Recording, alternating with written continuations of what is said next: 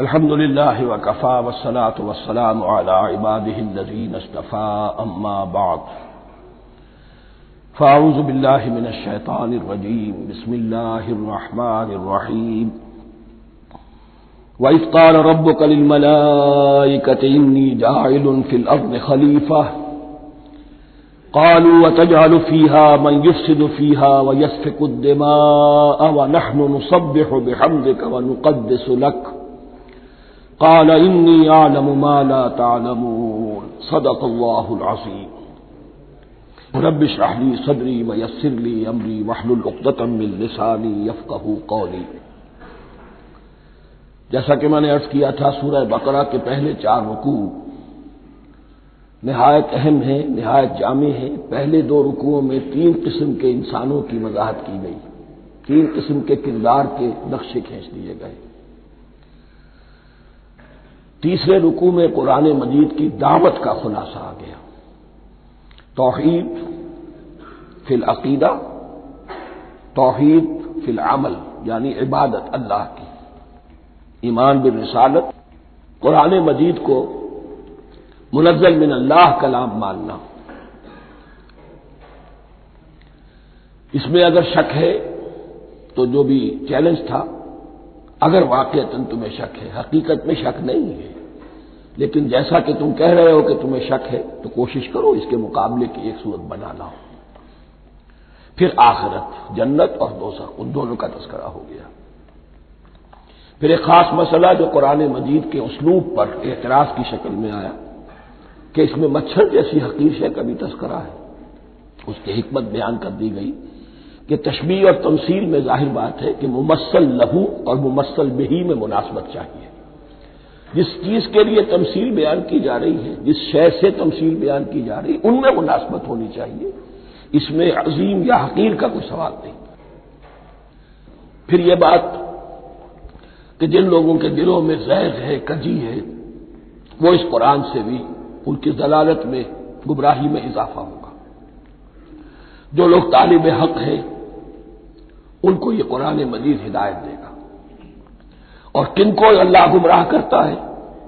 جو سرکش ہے، جو نمبر 1 اللہ سے جو عہد کر کے دنیا میں آئے تھے اس کی خلاف ورزی کر رہے ہیں، اور صلہ رحمی کے بجائے قطع رحمی کرتے ہیں۔ اس کے بعد ایک بہت اہم فلسفیانہ بات آ گئی ہے، اسی کے ضمن میں نے اصل میں یہ ساری بات دہرائی ہے۔ میں نے کہا تھا کہ یہ بات واضح ہوگی آگے جا کر سورہ غافر میں۔ پھر ذہن میں لائیے کہ جب یہ صورت نازل ہوئی ہے، سورہ غافر نازل ہو چکی تھی، لہذا یہاں اجمالی تذکرہ ہے، وہاں تفصیلی تذکرہ ہے۔ اہل جہنم کا قول نقل ہوا ہے، ربنا امتنا اثنتین واحییتنا اثنتین فاعترفنا بذنوبنا فهل الى خروج من سبیل۔ اے اللہ، تو نے 2 مرتبہ ہم پر موت وارد کی، 2 مرتبہ ہمیں زندہ کیا، اب ہم نے اپنے قصور تسلیم کر لیے، تو اب یہاں سے بھی کوئی اور مرحلہ ہے یا نہیں؟ یہاں سے نکلنے کا بھی کوئی راستہ ہے یا نہیں؟ اس سے حقیقت یہ واضح ہوئی، انسان کی تخلیق اول ہوئی عالم ارواح میں، صرف ارواح کی حیثیت سے، اور حدیث میں آتا ہے الارواح جنود مجندہ، لشکروں کی شکل، تمام انسان۔ ان سے عہد لیا گیا الست بربکم قالوا بلی، پھر سلا دیا گیا ارواح کو۔ یہ گویا کہ پہلی موت تھی جو ہم گزار آئے۔ پھر عالم خلق کا مرحلہ آیا۔ عالم خلق میں یہ تناسل کے ذریعے سے رحم مادر میں جب ایک جنین تیار ہوتا ہے تو ایک حدیث ہے حضرت عبداللہ بن مسعود سے، 4 مہینے کا جب جنین ہو جاتا ہے تو اس کے بعد وہ روح لا کر اس میں پھونک دی جاتی ہے۔ یہ گویا کہ احیاء اولا ہو گیا، پہلی مرتبہ کا زندہ کیا جانا، پہلی موت کی نیند سے جگا دیا گیا۔ اے تازہ واردان بساط ہوائے دل، اب ہم اس دنیا میں اس جسد کے ساتھ زندہ ہوئے، اب پھر موت آئے گی، جسد یہی چلا جائے گا جہاں سے آیا تھا، روح جہاں سے آئی تھی وہاں واپس جائے گی۔ ثم یمیتکم ثم یحییکم ثم الیہ ترجعون، پھر تمہیں اللہ کی طرف لوٹا دیا جائے گا۔ یہ ہے بہت گہرا نقطہ فلسفہ دین کا۔ اس کے بعد مضمون شروع ہو رہا ہے خلافت کا، جس کا اجمالی جو ہے تذکرہ تیسرے رکوع کی آخری آیت میں آ گیا۔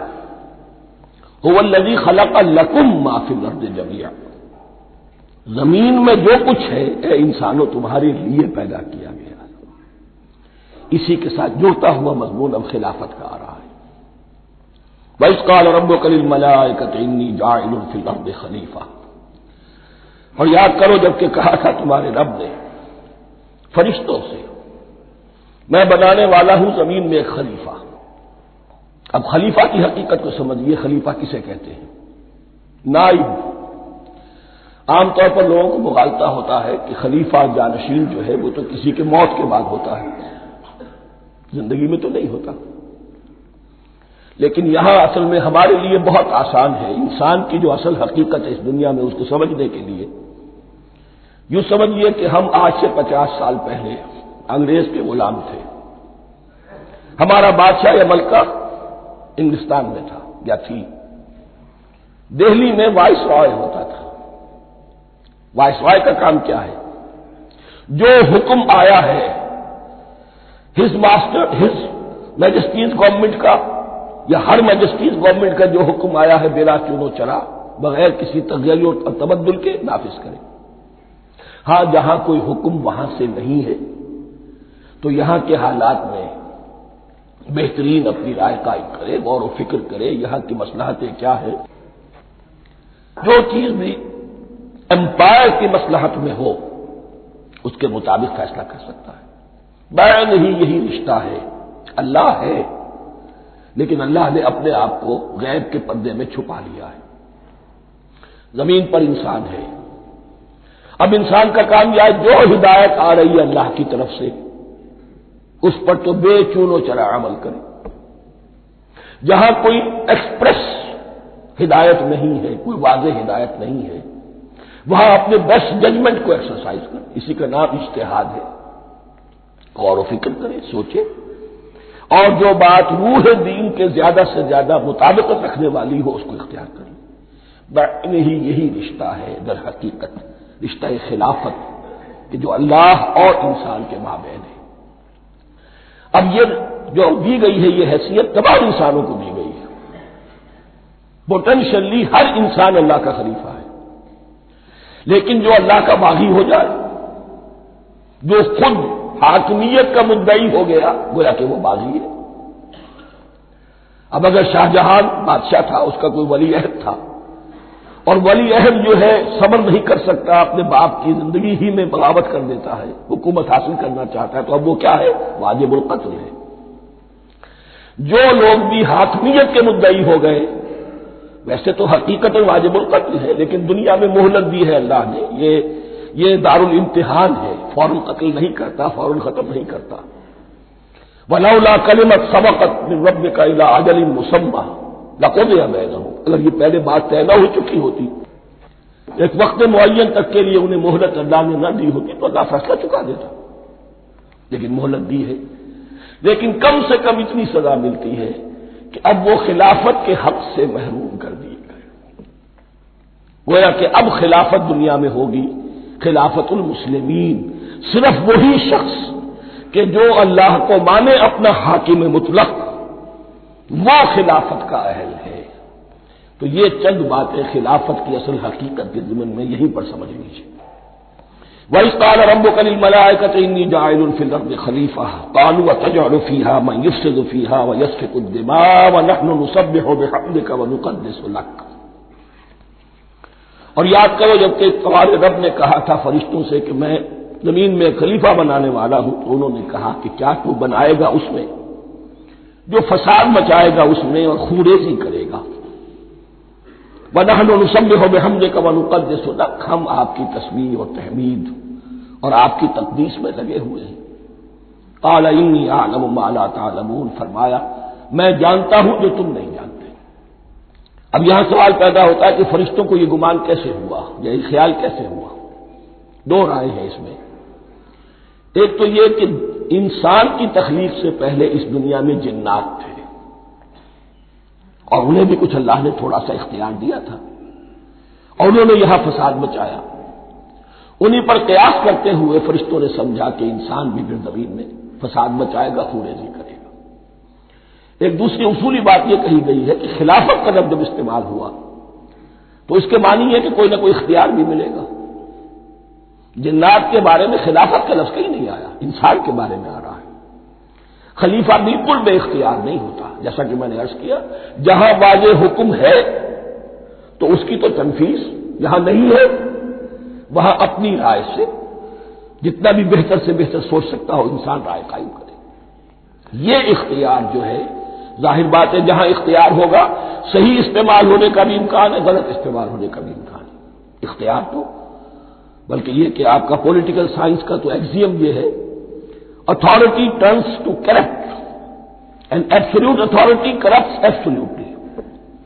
تو ٹینڈنسی کرپشن کی ہوتی ہے اختیار کے اندر۔ اس بنا پر انہوں نے قیاس کیا کہ اس میں فساد ہوگا، خوریزی ہوگی۔ اللہ تعالیٰ نے فرمایا اپنی حکمتوں سے میں خود واقف ہوں، میں کیوں بنا رہا ہوں یہ میں جانتا ہوں، تم نہیں جانتے۔ وَعَلَّمَ آدَمَ الْأَسْمَاءَ كُلَّهَا، اور اللہ نے سکھا دیے آدم کو تمام کے تمام نام۔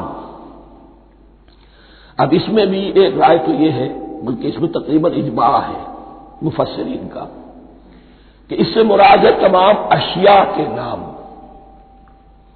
اور تمام اشیاء کے نام سے مراد ہے ان کی حقیقت کا علم۔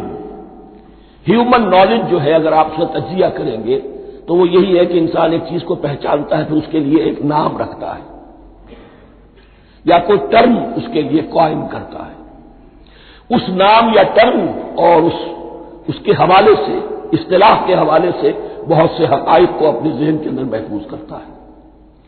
تو گویا کہ ان علمہ آدم الاسماء کلھا تمام نام سکھا دیے، کل مادی کائنات کے اندر جو کچھ وجود میں آنے والا تھا ان سب کی حقیقت سے پوٹینشلی حضرت آدم کو آگاہ کر دیا۔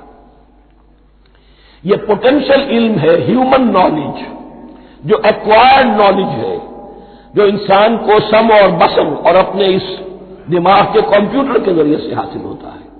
ایک ہے ریویلڈ نالج جو اللہ وحی کے ذریعے سے بھیجتا ہے، ایک ہے ایکوائرڈ نالج، انسان خود علم حاصل کرتا ہے۔ اس نے آنکھوں سے دیکھا، کان سے سنا، نتیجہ نکالا اور اس کمپیوٹر نے اس کو پروسیس کیا، اس نتیجے کو کہیں میموری کے اندر سٹور کر لیا۔ یہ کمپیوٹر ہے بہت بڑا۔ پھر کچھ اور دیکھا، کچھ اور سنا، کچھ چھو کر معلوم ہوا، کچھ چکھ کر معلوم ہوا، کچھ سونگ کر معلوم ہوا، کوئی اور نتیجہ نکلا، اسے وہ پاس میموری کے ساتھ اس کو ٹیلی کیا اور نتیجہ نکالا۔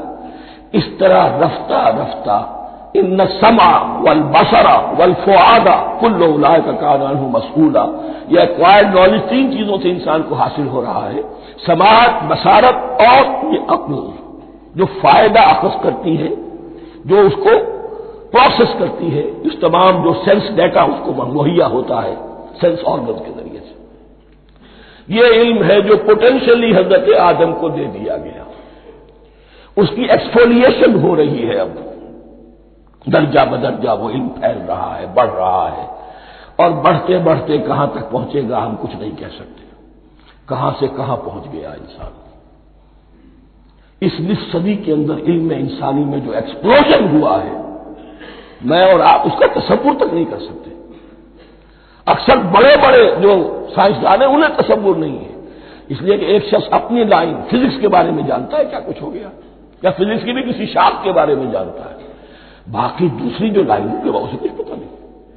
اسپیشلائزیشن کا دور ہے، لہذا جو ایکسپلوژن کہا جائے، دھماکہ ہوا ہے علم کا، اس کا کوئی اندازہ نہیں ہے ہمارے پاس، اور کس تیزی کے ساتھ وہ چیز آگے بڑھ رہی ہے، کس تیزی کے ساتھ ایک چیز آج جو ایجاد ہوئی چند دنوں کے اندر اندر اس کے بعد اس کا نیا کوئی ورژن آ جاتا ہے اور یہ چیز جو ہے آبسولیٹ ہو جاتی ہے۔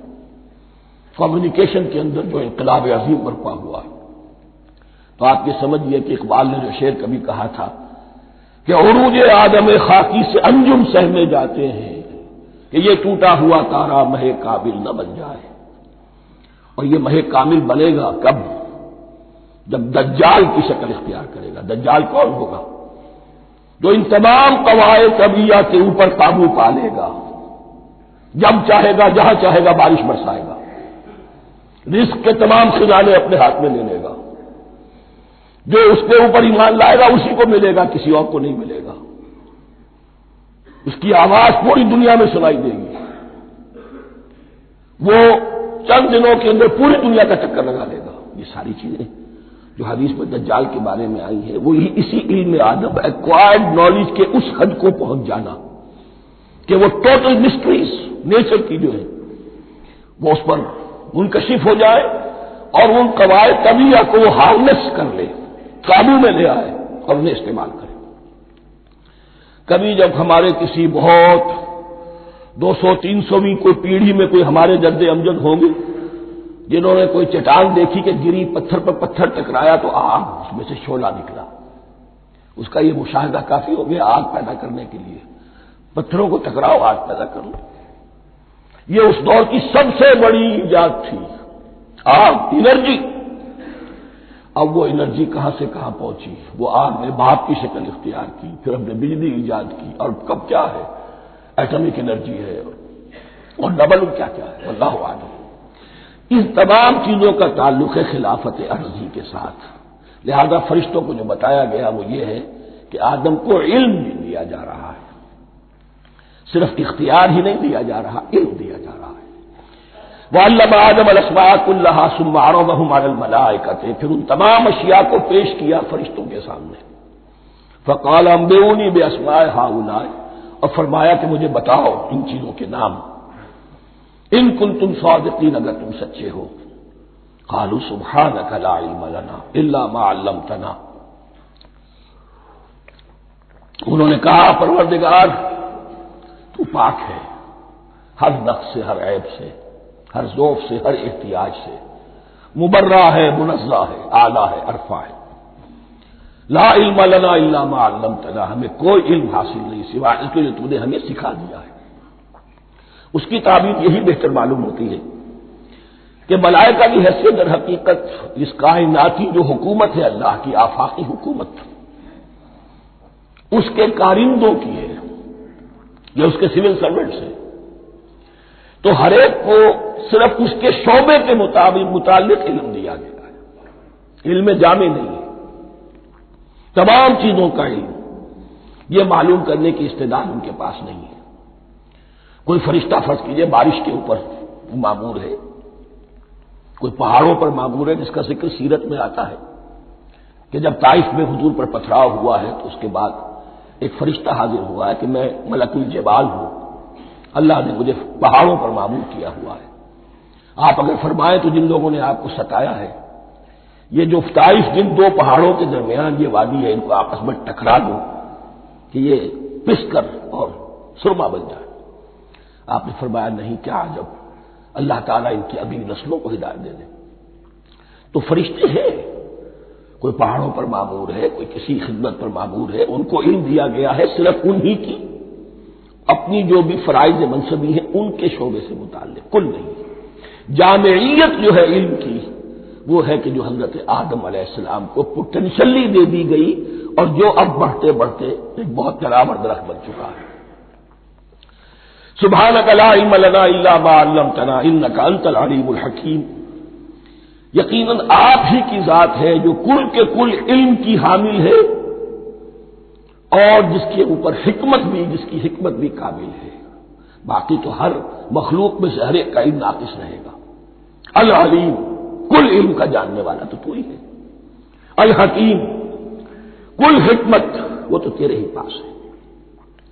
قال یا آدم انبئہم باسمائہم، اللہ نے فرمایا کہ آدم ان کو بتاؤ ان کے نام۔ فلما انباہم باسمائہم، تو جب انہوں نے بتا دیے ان کو فرشتوں کو ان کے نام، قال علم اقل لکم انی اعلم غیب السماوات والارض، تو اللہ نے فرمایا کہ میں نے کہا نہیں تھا کہ میں جانتا ہوں آسمانوں اور زمین کی تمام غائب چیزوں کو جو تمہاری نگاہوں سے بھی اوجھل ہے، غیب، میں ہر شے کا جاننے والا ہوں۔ وَأَعْلَمُ مَا تُبْدُونَ وَمَا كُنتُمْ تَكْتُمُونَ، اور میں جانتا ہوں جو کچھ تم ظاہر کر رہے تھے اور جو کچھ تم چھپا رہے تھے۔ چھپانے میں محسوس ہوتا ہے کہ ان کی خواہش یہ تھی کہ خلافت ہمیں ملے، ہم خدام ادب ہیں، ہر وقت تسبیح و تحمید اور تقدیس میں مصروف ہیں، جو حکم ملتا ہے بجا لاتے ہیں، تو یہ خلافت کسی اور مخلوق کو کیوں ملے؟ یہاں صرف یہ اور بتا دوں کہ یہ چونکہ اب ایک تیسری مخلوق کا ذکر بھی بعد میں آئے گا، 3 صاحب تشخص مخلوقات ہیں اللہ کی، صاحب تشخص، صاحب شعور، جن میں میں کا شعور ہے، انا، میں۔ ایک ملائکہ ہے، ان کی تخلیق نور سے ہوئی ہے۔ ایک انسان ہے جن کی تخلیق گارے سے ہوئی ہے۔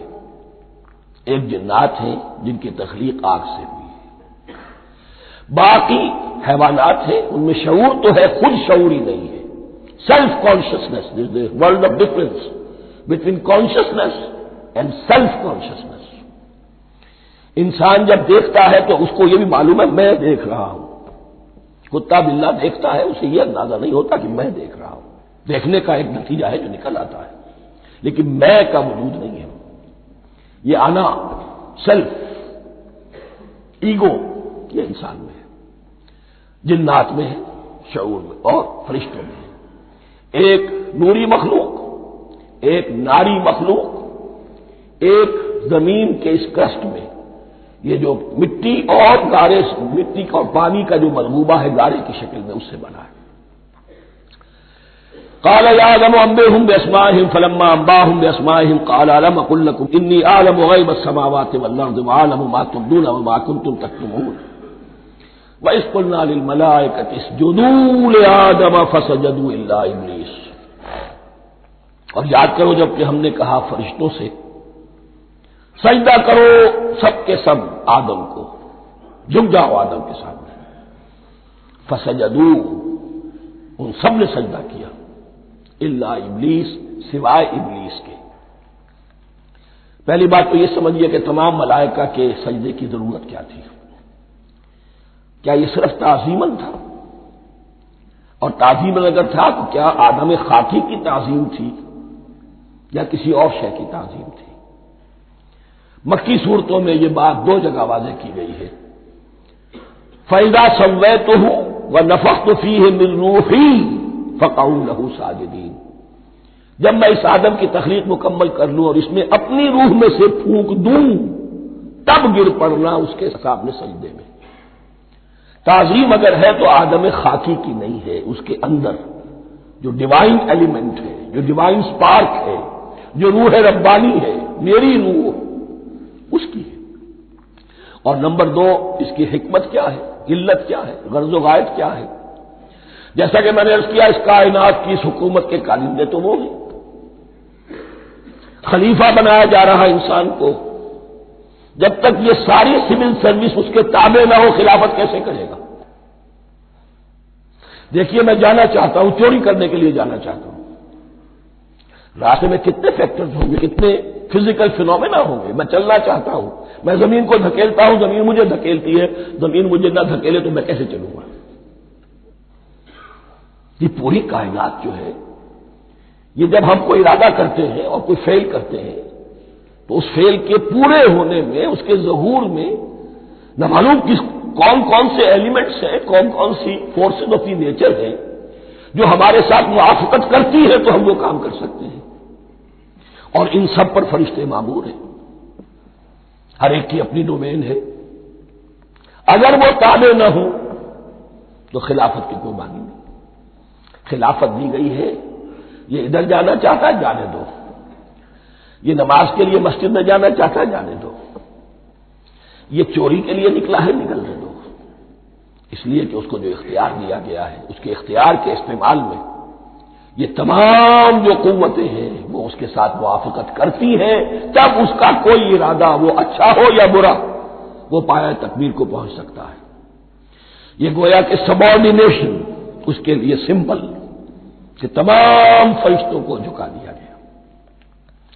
البتہ اس آیت میں ایک مغالطہ پیدا ہوتا ہے، الا ابلیس، سوائے ابلیس کے۔ مغالطہ یہ پیدا ہوتا ہے کہ شاید وہ بھی فرشتہ تھا، اس لیے کہ حکم تو فرشتوں کو دیا گیا تھا۔ پھر نوٹ کیجئے، اس سے پہلے، بہت پہلے سورہ کہف نازل ہو چکی ہے، اور سورہ کہف میں فرما دیا گیا ہے کان من الجن ففسق عن امر ربی، وہ جن تھا، پس اس نے سرکشی کی اپنے رب کے حکم سے. فرشتے کی شان یہ نہیں ہے، وہ اللہ کے کسی حکم کی سرتابی نہیں کرتا. لا یعصون اللہ ما امرہم ویفعلون ما یؤمرون، وہ اللہ کے کسی حکم کی نافرمانی نہیں کرتے اور جو حکم ملتا ہے بجا لاتے. یہ جنات کے اندر اختیار تھا، جیسے اختیار انسانوں کو دیا گیا ہے. جنات میں نیک بھی ہے، بد بھی ہے، اعلیٰ بھی ہے، ادنا بھی ہے، جیسے انسانوں میں. لیکن یہ عزازیل جو جن تھا، علم اور عبادت دونوں کے اعتبار سے بہت بلند ہو گیا تھا، اور یہ فرشتوں کا یوں سمجھیے کہ ہم نشین، فرشتوں کے ساتھ اس طور سے شامل. جیسے بہت سے انسان بھی اگر اپنی بندگی میں، زہد میں، عبادت میں، نیکی میں ترقی کریں تو ان کا ملائے اعلیٰ کے ساتھ، عالم ارواح کے ساتھ، عالم ملائکہ کے ساتھ ایک رابطہ قائم ہوتا ہے. اسی طریقے سے وہ جو عزازیل تھا، جن ہونے کے باوجود اپنی نیکی، عبادت، پارسائی اور اپنے علم میں فرشتوں سے بہت آگے تھا. اس لیے معلم الملکوت کی شکل اختیار کر چکا تھا. اس کو اپنی زون تھا. یہ بات جیسا کہ میں نے عرض کیا 7 مرتبہ قرآن میں یہ بات آئی ہے، قصہ ابلیس و آدم، کہ فرشتوں کو حکم ہوا کہ سجدہ کرو، سب جھک گئے، ابلیس نے سجدے سے انکار کر دیا. 7 مرتبہ. یہ 7ویں مرتبہ ہے جو ہم پڑھ رہے ہیں. مصحف میں پہلی مرتبہ آ رہا ہے، ترتیب نزول میں 7ویں مرتبہ آ رہا ہے. یہ آدم و ابلیس کا قصہ اس سے آگے سورہ اعراف میں آئے گا، پھر سورہ ہجر میں آئے گا، سورہ بنی اسرائیل میں آئے گا، سورہ کہف میں آئے گا، سورہ طٰہٰ میں آئے گا، سورہ صاد میں آئے گا. 6 مرتبہ مکی قرآن میں، 1 مرتبہ یہاں. تو یہاں اشارہ نہیں کیا، اس لیے مغالطہ ہو سکتا ہے. لیکن یہ کہ سورہ کہف میں آپ کو بتا چکا ہوں، کان من الجن ففسق عن امر ربہ، اس نے اپنے رب کے حکم سے سرتابی کی. نام اس کا عزازیل تھا. ابلیس اس کا صفاتی نام ہے اب، اس لیے کہ اب ابلیسوں کے معنی ہوتے ہیں مایوس ہو جانا. یہ اللہ کی رحمت سے بالکل مایوس ہے، اور مایوس جو ہو جائے وہ شیطان ہو جاتا ہے. اب میرا تو چھٹکارا نہیں ہے، جتنوں کو برباد کر سکوں کروں. میری تو عاقبت خراب ہو چکی ہے، جتنوں کو اپنے ساتھ، ہم تو ڈوبے ہیں سنم، تم کو بھی لے ڈوبیں گے. اب وہ شیطان اس معنی میں کہ انسان کی عداوت اس کی گھٹی میں پڑ گئی. اس نے اللہ سے پھر اجازت بھی لی کہ مجھے مہلت دے دے، یوم یبعثون، قیامت تک کے دن کے لیے، تو میں ثابت کر دوں گا کہ یہ آدم اس رتبے کا حقدار نہ تھا، مستحق نہ تھا جو اسے دیا گیا. انا خیر منہ، میں اس سے بہتر ہوں. خلقتنی من نار وخلقتہ من طین، تو نے مجھے آگ سے بنایا، اسے گارے سے بنایا. لیکن یہ تکبر ہے در حقیقت کہ جس نے اسے راندہ درگاہ حق کر دیا. وَإِذْ قُلْنَا لِلْمَلَائِكَةِ اسْجُدُوا لِآدَمَ فَسَجَدُوا إِلَّا إِبْلِيسَ أَبَىٰ وَاسْتَكْبَرَ. ابا، اس نے انکار کیا، واستکبر، اور تکبر کیا، استکبار کیا. وَكَانَ مِنَ الْكَافِرِينَ. کانا عربی زبان میں 2 طرح کا ہوتا ہے، تامہ، ناقصہ.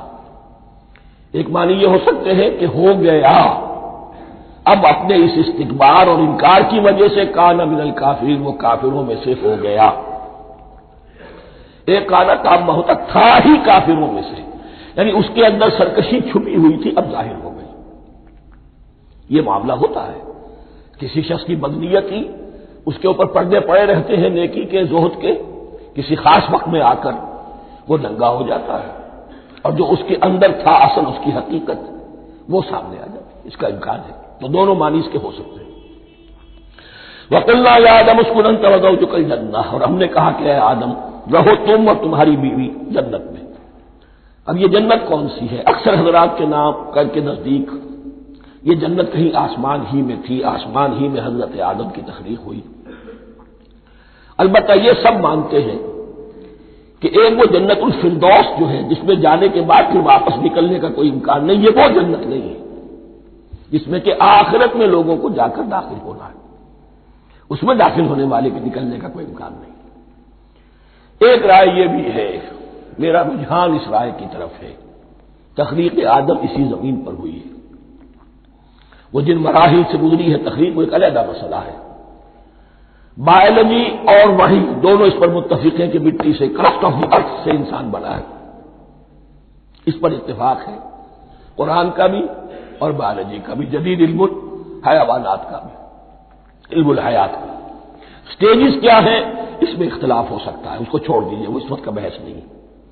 یہی کسی اونچے مقام پر کوئی سرسبز و شاداب علاقہ تھا جہاں حضرت آدم کو رکھا گیا، جہاں ہر طرح کے میوے تھے، ہر شے لا تظمأ فیہا ولا تضحیٰ، نہ اس میں بھوک لگے گی نہ دھوپ تمہیں ستائے گی، ہر طرح کی چیز تمہیں فراہم ہے۔ وہاں رکھے گئے ہیں صرف ایک ڈیمانسٹریشن کے لیے کہ انہیں نظر آ جائے کہ شیطان میرا دشمن ہے، وہ مجھے ورغلائے گا، طرح طرح سے میرے اندر وسوسہ اندازی کرے گا، میرے اور میری اولاد کے، صرف ایک ڈیمانسٹریشن۔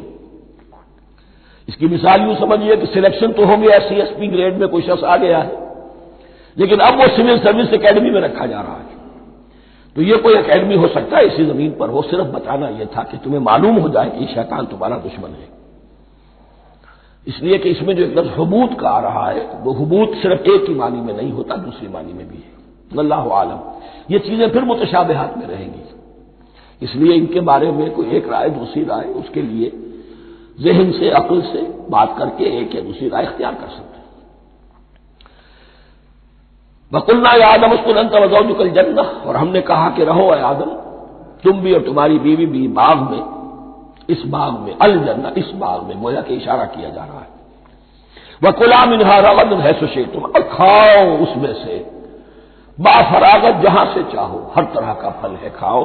وَلَا تَقْرَبَا هَٰذِهِ الشَّجَرَةَ، یہاں پہ اس درخت کا نام نہیں دیا گیا، اشارہ اس درخت کے قریب مت جانا۔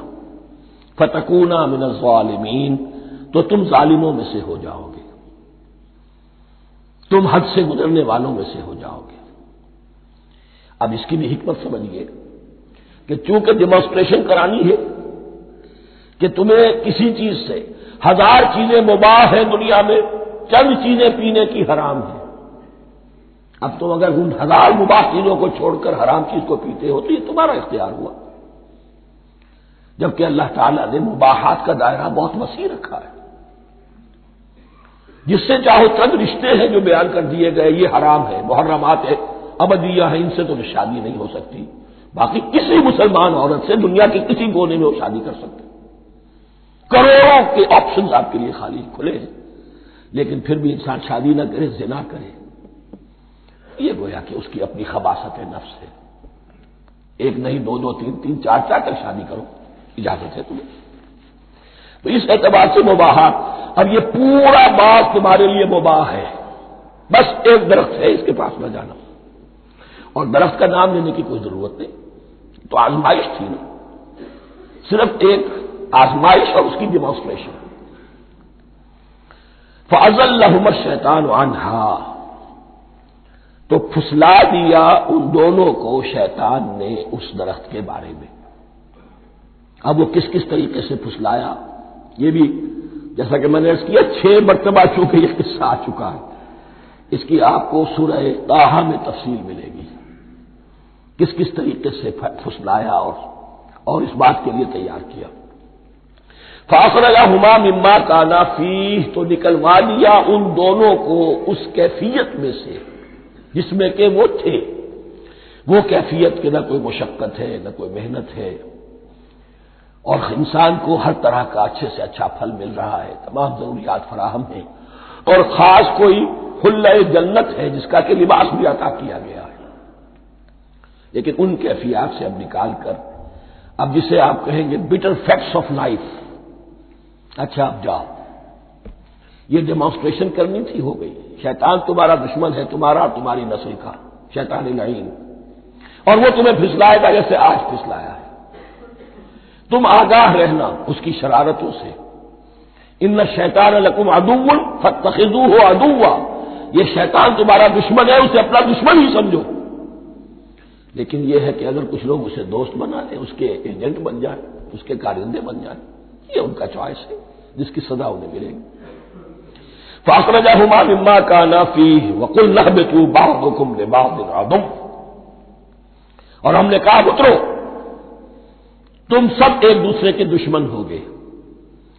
اب یہ چونکہ جمع کا صیغہ آیا ہے، ایک دوسرے کے دشمن ہوگے، تو ایک دشمنی تو شیطان اور آدم اور ذریت آدم کی ہے، ایک اور دشمنی بھی ہے جو انسان میں مرد اور عورت کے مابین ہے۔ عورت بھی پھسلاتی ہے، غلط راستے پر ڈالتی ہے، مرد عورتوں کو گمراہ کرتے ہیں، عورتیں مردوں کو گمراہ کرتی ہیں۔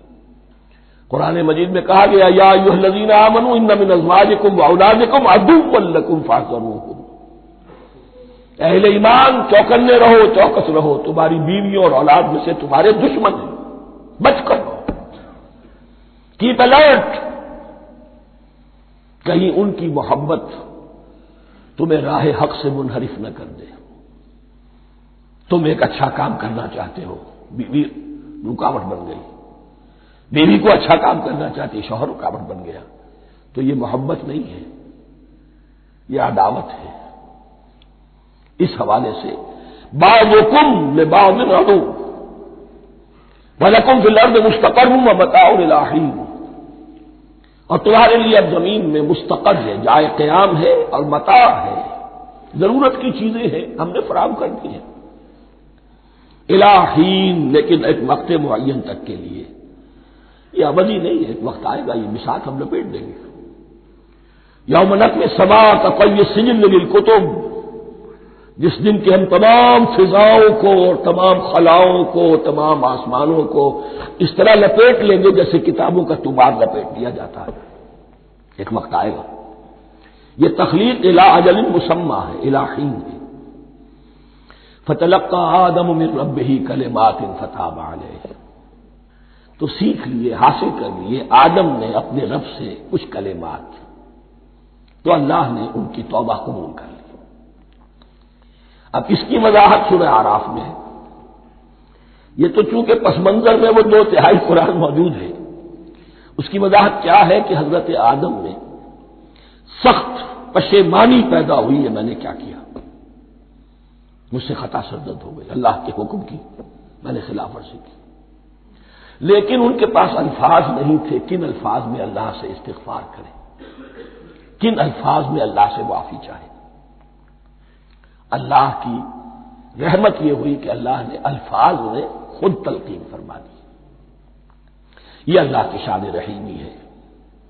اصل شے جو ہے وہ انسان کے اندر گناہ پر ندامت کا پیدا ہو جانا ہے، یہ اصل توبہ ہے۔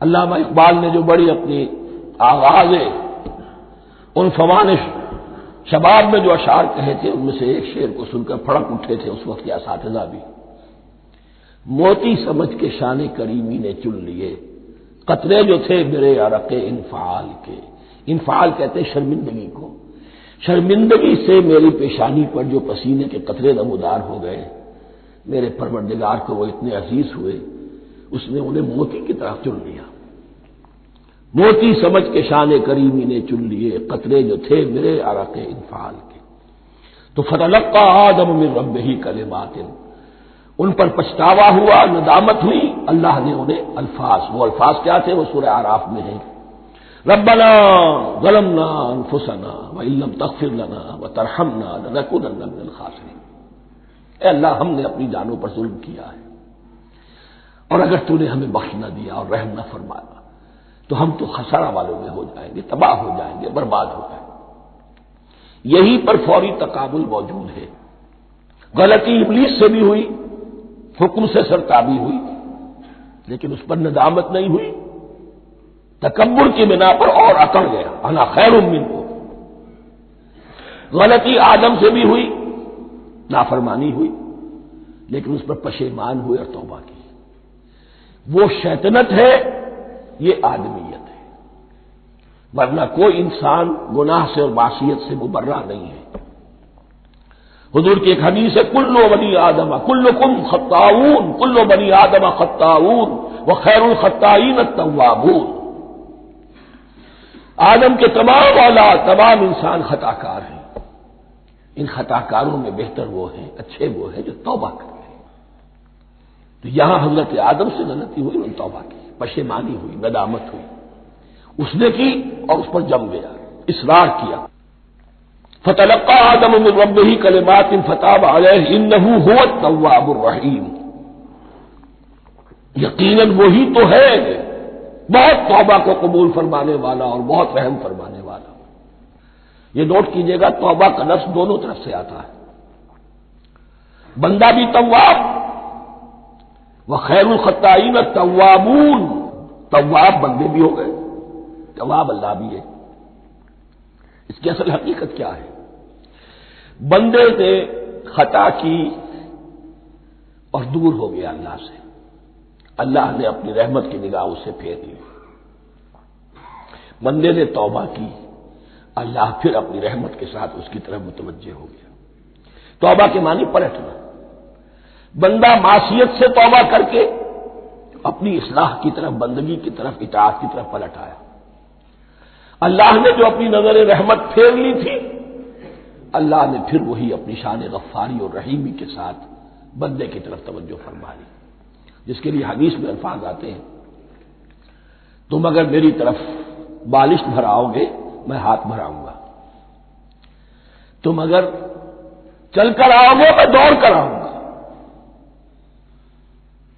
ہم تو مائل بکرم ہے کوئی سائل ہی نہیں، راہ دکھلائیں کسے رہنے میں منزل ہی نہیں۔ وہ تو تواب ہے، بس فرق یہ ہے کہ تابا بندے کے لیے ہوگا تو الہ ہوگا، تابا الہ، انی تم تو الیک، اور جب اللہ کی طرف سے ہوگا تابا علیہ، وہ اعلیٰ ہوگا، اس پر توبہ کی، یعنی اللہ کی بلند شان ہے تو انسان توبہ کرتا ہے تو اس کی طرف توبہ کرتا ہے۔ اللہ کی شان کیا ہے؟ وہ توبہ کرتا ہے تو بندے پر اعلیٰ، فتاب علیہ انہ هو التواب الرحیم۔ قلنا اهبطوا منها جميعا، ہم نے کہہ دیا اتر جاؤ اس سے تم سب کے سب۔ فإما يأتينكم مني هدى، اب یہاں لفظ آیا اهبطوا، یہاں بھی پہلے بھی آیا ہے۔ جو حضرات یہ سمجھتے ہیں کہ تخلیق آدم آسمانوں پر ہوئی ہے اور جنت بھی وہ آسمان میں ہے جہاں رکھے گئے تھے، آزمائشی یا ٹریننگ یا ڈیمانسٹریشن والی جنت، وہ یہاں حبوط کا ترجمہ کریں گے کہ آسمان سے زمین پر اترنے کا حکم دیا گیا۔ جو لوگ سمجھتے ہیں یہی کسی بلند مقام پر تھے، وہ کہتے ہیں کہ نیچے اترو، کسی بڑی اونچی سطح مرتفع پر اگر کوئی جگہ تھی تو اب نیچے اترو اور جاؤ، اب تمہیں زمین میں ہل چلانا پڑے گا اب روٹی حاصل کرنے کے لیے، یہ جو نعمتوں کے دسترخوان یہاں بچھے ہوئے تھے یہ اب تمہارے لیے نہیں ہے۔ اس کے لیے اس معنی مجلس کا استعمال جو ہے وہ آ جائے گا آگے چل کر اسی سورہ بقرہ کے اندر، کہ اس معنی میں بھی سورہ بقرہ کے 7ویں رکوع میں یہ لفظ استعمال ہوا ہے، تو امکان اس کا بھی ہے۔ بس اس سے آگے ادھر یا ادھر کی زیادہ بحث کرنے کا یہ موقع دورہ ترجمہ قرآن میں نہیں ہے۔ قل اهبطوا منها جميعا فإما يأتينكم مني هدى فمن تبع هداي فلا خوف عليهم ولا هم يحزنون، تو جب بھی آئے گی تمہارے پاس میری جانب سے کوئی ہدایت، تو جو کوئی میری ہدایت کی پیروی کرے گا اس کے لیے نہ خوف ہوگا اور نہ وہ حزن سے دوچار ہوگا۔ یہ ہے علم انسانی کا دوسرا گوشہ، ریویلڈ نالج۔ اس چوتھے رکوع کی جو حسن ہے اسے دیکھیے، شروع میں ایکوائرڈ نالج کا ذکر ہے جو پوٹینشلی حضرت آدم کی ذات میں رکھ دیا گیا اور جو انسان نے پھر اپنی محنت سے ان السمع والبصر والفؤاد اس کے ذریعے سے آگے بڑھایا۔ یہ علم ہے چل رہا ہے، آج مغربی اقوام ہم سے بہت آگے ہیں، کبھی ایک زمانے میں مسلمان آگے نکل گئے تھے، لیکن ظاہر بات ہے کہ اس دنیا میں عروج تو انہی کو ہوگا جو ان چیزوں میں سب سے زیادہ جس کی آگہی حاصل ہوگی۔ البتہ ایک علم وہ ہے جو آسمان سے نازل ہوتا ہے، یہ گیون ہے، ریویلڈ نالج ہے، یہ وحی ہے۔ فَإِمَّا يَأْتِيَنَّكُم مِّنِّي هُدًى، تمہارے مقام خلافت کا تقاضا یہ ہے جو احکام ہمارے آئے، جو ہدایات ہم بھیجیں ان کو تو پوری طریقے سے اس کی پیروی کرو۔ فَمَن تَبِعَ هُدَايَ، تو جو کوئی بھی میری ہدایت کی پیروی کرے گا فَلَا خَوْفٌ عَلَيْهِمْ وَلَا هُمْ يَحْزَنُونَ وَالَّذِينَ كَفَرُوا، اور جو ناشکری کریں گے، کفر کریں گے، انکار کریں گے، وَكَذَّبُوا بِآيَاتِنَا، اور ہماری آیات کو جھٹلائیں گے، فَأُولَٰئِكَ أَصْحَابُ النَّارِ هُمْ فِيهَا خَالِدُونَ، تو وہ جہنمی ہوں گے، آگ والے ہوں گے، اس میں ہمیشہ ہمیشہ رہیں گے۔ یہ ہے گویا کہ چارٹر، اس نوع انسانی کو جو ابدی چارٹر اللہ نے دیا ہے، جبکہ زمین کا چارج دے دیا گیا خلیفہ کی حیثیت سے۔ یہاں یہ 4 رکوع جو ہے سورہ بقرہ کے، جو میں نے عرض کیا تھا، قرآن کی دعوت، قرآن کا بنیادی فلسفہ، اس پر یہ جام ہے، اور یہ مکی صورتوں کے مضامین کا خلاصہ۔ اب یہاں سے شروع ہو رہا ہے 5ویں رکوع سے مسلسل 10 رکوع، مسلسل خطاب ہے بنی اسرائیل سے۔ البتہ ان میں ایک تقسیم ہے، پہلے رکوع میں دعوت ہے۔ دعوت جب ہوتی ہے تو آمادہ کرنا، تشویق، ترغیب، دل جوئی، نرمی، یہ دعوت کے اجزاء لا ينفک ہیں، اس کے بغیر دعوت مؤثر نہیں ہوتی۔ لہذا ان 7 آیات میں یہ یوں سمجھیے کہ ان 10 رکوعوں کے لیے یہ بمنزلہ فاتحہ ہے، جیسے سورہ فاتحہ 7 آیتوں کی، ایسے ہی اس دعوت سابقہ امت مسلمہ کو دعوت دی جا رہی ہے، تو کس طرح دی جا رہی ہے؟ یہ کون تھے؟ یہ بھی مسلمان ہی تو تھے نا، کافر تو ہو گئے حضور کا انکار کر کے، ورنہ وہ موسیٰ کے ماننے والے، شریعت ان کے پاس، بڑے بڑے علماء ان میں، علم کا چرچا ان میں، سب کچھ تھا، ان کو دعوت دی جا رہی ہے۔ لیکن میں اس لیے آپ کو چاہتا ہوں، اس کو توجہ دلا رہا ہوں، آج اگر مسلمانوں میں جو غافل ہو گئے، اپنی حقیقت کو بھول گئے، اپنے فرض منصبی سے غافل ہو گئے، دنیا کے اور قوموں کی طرح کی ایک قوم بن کر رہ گئے، اگر کوئی ایک داعی گروہ کھڑا ہو، کوئی جماعت، کوئی فرد، اور اس سے جماعت بنے، تو ظاہر بات ہے سب سے پہلے اسے اسی امت کو دعوت دینی ہوگی، اس لیے کہ دنیا تو اسلام کو پہچانے گی اس امت کے حوالے سے۔ فزیشین ہیل بائی سیلف، پہلے یہ تو ٹھیک ہو، یہ کہیں پر صحیح اسلام کا نمونہ پیش کرے تو دنیا کو دعوت دے سکو گے، آؤ دیکھو یہ ہے اسلام۔ اس لیے ان کو جو دعوت دینے کا اسلوب ہونا چاہیے وہ عکس ہوگا اس اسلوب کا جو ان 7 آیات میں ہمارے سامنے آ رہا ہے۔ یا بنی اسرائیل اذکروا نعمتی التی انعمت علیکم، اے بنی اسرائیل، اسرائیل کو سمجھ لیجئے یہ مرکب لفظ ہے، اسم، اسی سے اسیر بنا ہے، اسیر جو کسی کا قیدی ہوتا ہے۔ ایل عبرانی میں اللہ کے لیے ہے، اور اسرائیل کا ترجمہ ہے عبداللہ، اللہ کا غلام، اللہ کے ساتھ بندھا ہوا اس کی اطاعت کے قلاتے کے اندر۔ تو یہ اسرائیل یہ لقب ہے حضرت یعقوب علیہ السلام کا، ان کے 12 بیٹے تھے، 12 بیٹوں سے جو نسل چلی وہ بنی اسرائیل ہے، انہی میں حضرت موسیٰ کی بعثت ہوئی اور تورات انہیں دی گئی، پھر یہ ایک بہت بڑی امت بنے۔ ان پر 4 ادوار آ چکے تھے قرآن مجید کے نزول کے وقت تک، 2 مرتبہ اللہ کی رحمت کی بارشیں ہوئیں، انہیں عروج نصیب ہوا، 2 مرتبہ ان کو دنیا پرستی، شہوت پرستی، اللہ کے احکام کو پسپش ڈال دینے کی سزا میں عذاب کے کوڑے ان پر برسے۔ اس کا ذکر آئے گا سورہ بنی اسرائیل کے پہلے رکوع میں۔ اس وقت جب کہ قرآن نازل ہو رہا ہے، اس وقت وہ اپنے اس زوال کے دور میں تھے۔ حال یہ تھا کہ حضور صلی اللہ علیہ وسلم کی بعثت سے پہلے ہی 2nd ٹیمپل بھی شہید کیا جا چکا تھا، گرایا جا چکا تھا۔ حضرت سلیمان نے جو بنایا تھا ہیکل سلیمانی، جس کو یہ 1st ٹیمپل کہتے ہیں، اسے نیبوکدنیزر نے گرا دیا تھا حضرت مسیح سے بھی کئی سو سال پہلے۔ لیکن اس کے بعد پھر یہ رومنز نے سن 70 عیسوی میں حضور کی ولادت سے 500 برس پہلے ان کا یہ یروشلم تباہ و برباد ہوا، اس میں لوگوں کو قتل کیا گیا، قتل عام ہوا، اور 2nd ٹیمپل جو ہے وہ بھی گرا دیا گیا، جو اب تک گرا پڑا ہوا ہے۔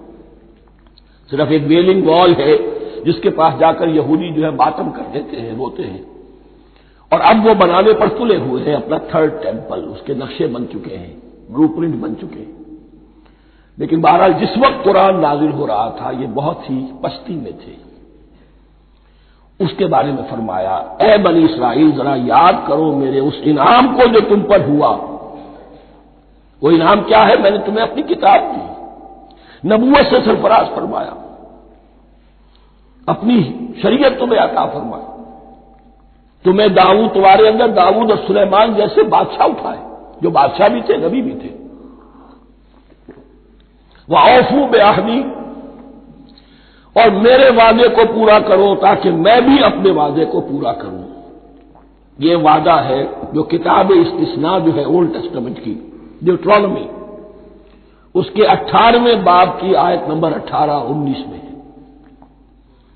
حضرت موسیٰ سے خطاب کر کے اس میں اللہ نے یہ الفاظ فرمائے، میں ان کے بھائیوں میں سے تیرے مانند ایک نبی برپا کروں گا اور اس کے منہ میں اپنا کلام ڈالوں گا، اور وہ وہی کچھ بتائے گا جو میں اس سے کہوں گا۔ یہ گویا کہ حضرت موسیٰ علیہ السلام کی امت کو بتایا جا رہا تھا کہ نبی آخر الزماں آئیں گے اور تمہیں انہیں قبول کرنا ہے۔ قرآن مجید میں اس کا بڑا تفصیلی ذکر سورہ اعراف میں آئے گا انشاءاللہ، لیکن یہاں فرمایا اوفوا بعہدی اوف بعہدکم، تم میرا عہد پورا کرو، میرے اس نبی کو تسلیم کرو، اس پر ایمان لاؤ، اس پر کی صدا پر لبیک کہو، تو میں تمہیں میرے انعام و اکرام اور بڑھتے چلے جائیں گے۔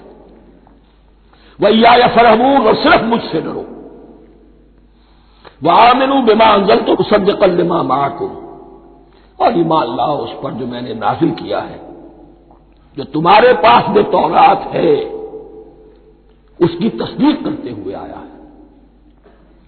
اس کے دو معنی ہے، ایک تو قرآن تصدیق کرتا ہے تورات کی اور انجیل کی، فیہا ھدی ونور، فیہ ھدی ونور، اور دوسرے یہ کہ قرآن اور محمد صلی اللہ علیہ وسلم ان پیشین گوئیوں کے مصداق بن کر آئے ہیں جو تورات میں تھی، ورنہ وہ پیشین گوئیاں جھوٹی ثابت ہوتی۔ ان کے مصداق کون ہے؟ قرآن اور محمد صلی اللہ علیہ وسلم، یہ دونوں معنی اس کے ہیں۔ وَآمِنُوا بِمَا أَنزَلْتُ مُصَدِّقًا لِمَا مَعَكُمْ وَلَا تَكُونُوا أَوَّلَ كَافِرٍ بِهِ، اور دیکھو تم ہی سب سے پہلے ان کا کفر کرنے والے نہ بن جاؤ۔ تمہیں تو سب کچھ معلوم تھا، تم تو منتظر تھے، تم تو آخری نبی کے انتظار میں تھے اور ان کے حوالے سے دعائیں کیا کرتے تھے کہ اللہ اس نبی آخری زمان کے واسطے سے ہماری مدد فرما اور کافروں کے مقابلے میں ہمیں فتح عطا فرما۔ یہ آئے گا آگے چل کر اسی سورہ بقرہ کے اندر۔ لیکن اب تم ہی سب سے بڑھ کر کافر ہو گئے، تم ہی سب سے بڑھ کر دشمن ہو گئے۔ وَلَا تَكُونُوا أَوَّلَ كَافِرٍ بِهِ وَلَا تَشْتَرُوا بِآيَاتِي ثَمَنًا قَلِيلًا، اور دیکھو میری ان آیات کے عوض حقیر سی قیمت قبول نہ کرو۔ یہ آیات الہیہ ہیں، ان کو رد کر رہے ہو، کس لیے؟ ہماری مسندیں، ہماری حیثیت، ہماری چودراہٹیں، کہیں ان پر کوئی آنچ نہ آ جائے۔ حقیر سی چیزیں، یہ صرف اس دنیا کا سامان ہے، اس کے سوا کچھ نہیں۔ وَلَا تَشْتَرُوا بِآيَاتِي ثَمَنًا قَلِيلًا وَإِيَّایَ فَاتَّقُونِ، اور صرف مجھ میں سے تقوی اختیار کرو، میرا تقوی اختیار کرو۔ وَلَا تَلْبِسُوا الْحَقَّ بِالْبَاطِلِ وَتَكْتُمُوا الْحَقَّ وَأَنْتُمْ تَعْلَمُونَ، اور نہ گڈمڈ کرو حق کے ساتھ باطل کو، اور بس چھپاؤ حق کو، ذرا حالے کہ تم جانتے ہو۔